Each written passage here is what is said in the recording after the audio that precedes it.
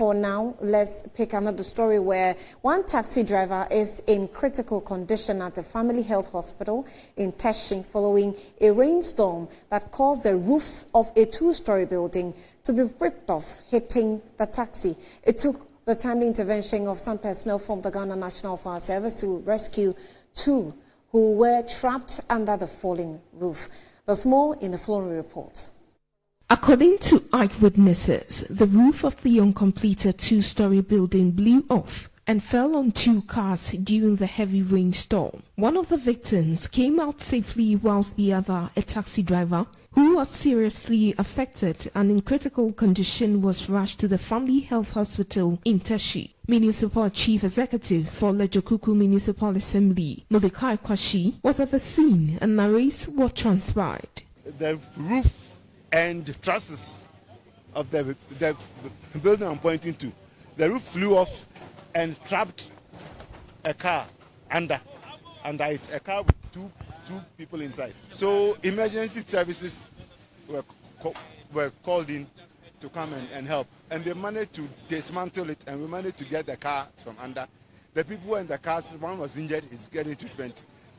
At least we've solved the problem. No one died. What we are doing now is clearing the road so that we can allow traffic to flow the way it's supposed to flow. According to a fire officer at the scene, Abdallah Mutaru, investigation is underway to ascertain the cause. There were two vehicles involved. So this particular roof was just on top of one vehicle, and this particular branch too, which fell from this particular tree, was also on top of another vehicle. So we got that particular vehicle out from the root and also from the tree there. Two vehicles were affected and one casualty. That particular casualty was a taxi driver, and he has been sent to Family Health Hospital around Kofi Annan in Teshie here. The casualty is receiving treatment, but the other one is safe and sound. Meanwhile, behind the affected two-story building is the Teshie RC Primary School, which experienced a similar incident with a roof of two classrooms ripped off. According to the headmistress, Vivian Vera Yevuga, pupils in the classroom had to be rushed to the nearby church to prevent the worst from happening.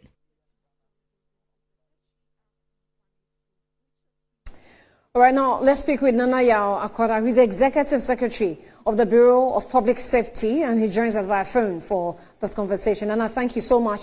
You're welcome to Newsbeat. Good afternoon. Good afternoon to your viewers. Okay, great. I thank can you hear for you. having me. Right, thank you for joining us. So, well, I think the recent rains that we're having, once in a while, the Meteorological Service will update us with the nature of the rain. Sometimes they use the words like storm and all. And we can see that day after day, whenever it rains, it's accompanied with storm. What exactly will be your initial comments on the current situation with the rain season that we're faced with now? Well, thank you very much, and good afternoon to your viewers. If you will indulge me, I'd like to take a little bite at the story that just went by concerning Hobson Adorye, before my friend Adib Sani comes to do his final analysis. Right. You know that in the past I have worked with several police state agencies across the world, including the FBI, the Texas Department of Police, and several of them, you know, across the world. So I think that we should commend the police for the action they've taken, and also require of them that they should be uniform and consistent in their approach to handling self-confessed, let me call persons who confess that they've taken part in crimes. Because as we all know, there is no indemnity clause on crime. Crime does not expire. So we have seen quite a lot of persons, both politicians and ordinary citizens, sit on radio and television and confess to have taken part in crimes to humanity, crimes to properties, and I'm happy that now the police are now opening their ears wide and going after such persons. I think we should encourage them by all standards to bring some sanity in our society. We have seen this a lot more on the political landscape, where top politicians have made confessions, have made statements alluding to some crime commissions during the electioneering period. And I think that the police must be up and doing to be, that should serve as a form of warning to the political communicators, no? Absolutely, absolutely. And it also, restores confidence in the police and the system, that people cannot, misapply themselves as far as the law is concerned and get away with it because they are in powerful places. I think that is a good step, but we need the police to be consistent in their approach to this. Otherwise, they will not have the support of the masses moving forward with some of these actions. Having said that, coming back on the flood story, it's important that we understand that as a people, generally, we have not been proactive with our efforts. If by now we have not been able to have an assessment and mapping of flood-prone areas within the city, then we are late. We are way behind development, and we need to do this because I think we are seeing it. There is no doubt that climate change is contributing to what we are seeing, but largely we as a people have not also conducted ourselves well. The perennial flooding in Ghana is one of the most researched areas. I mean, it comes second to road safety. So the answers are out there already. The solutions are out there already. It is the failure of the state and the state agencies to collaborate and to act, which is playing out there for us to see. For instance, apart from having a thorough assessment and mapping of flood-prone areas and creating detailed flood plain maps, we have also failed to enforce our zoning and land use regulation. Okay, today, as I speak to you, very high-risk areas like what we call wetlands are being converted into spaces where people are building homes. Right. Okay, everybody just gets up and paves, a land space without any authorization.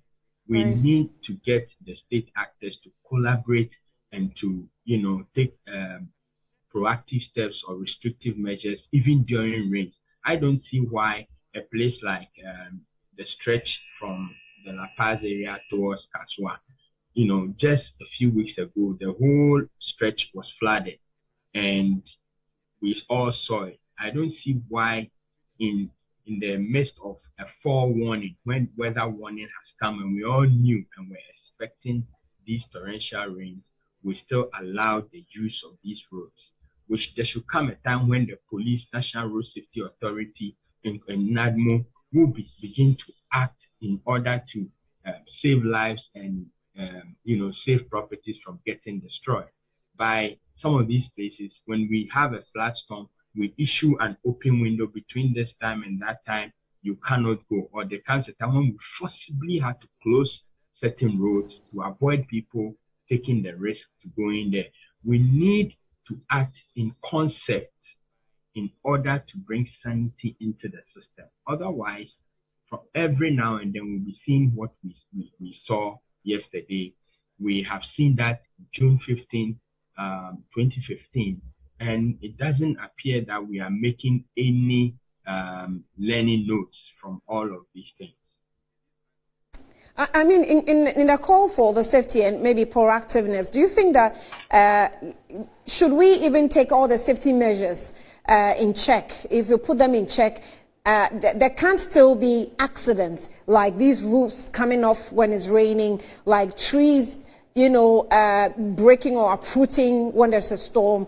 So do you think that there should be now some regulations of controlling movements, in fact, human movements, should there be a storm or should there be just a rain? Because you're not sure how the accident will come about.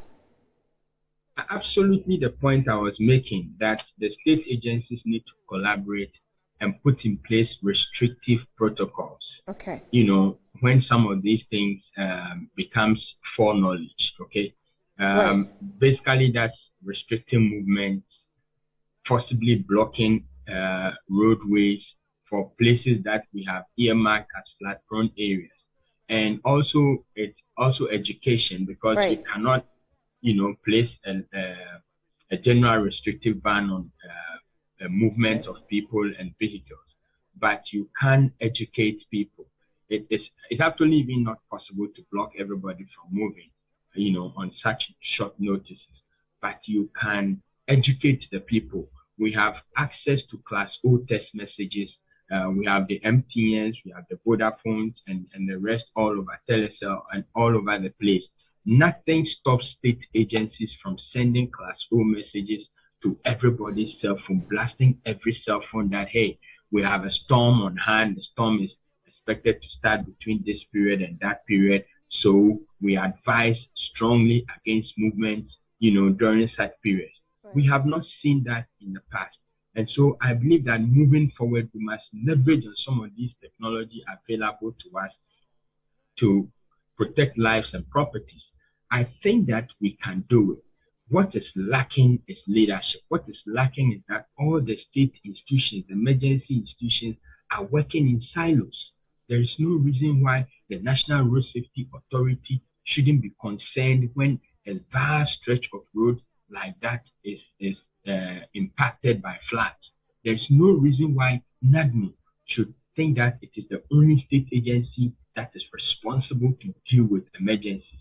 There's absolutely no reason why the police should go to bed because NADMO is out there working. So we need the state agencies to collaborate and to act. And I believe that when they have technical working committees that are collaborating, this issue of sending Class O messages or blasting such messages on people's phones using the radio station is not novel. It's something that is there. Right. It's tried and tested. Right. But why don't we as a people leverage on this to use? So what we do is that some people who are conscious of the weather, chance on the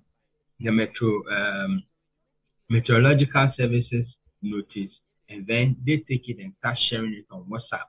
What happens to people who are not on WhatsApp platforms? What right. happens to people who are only watching television?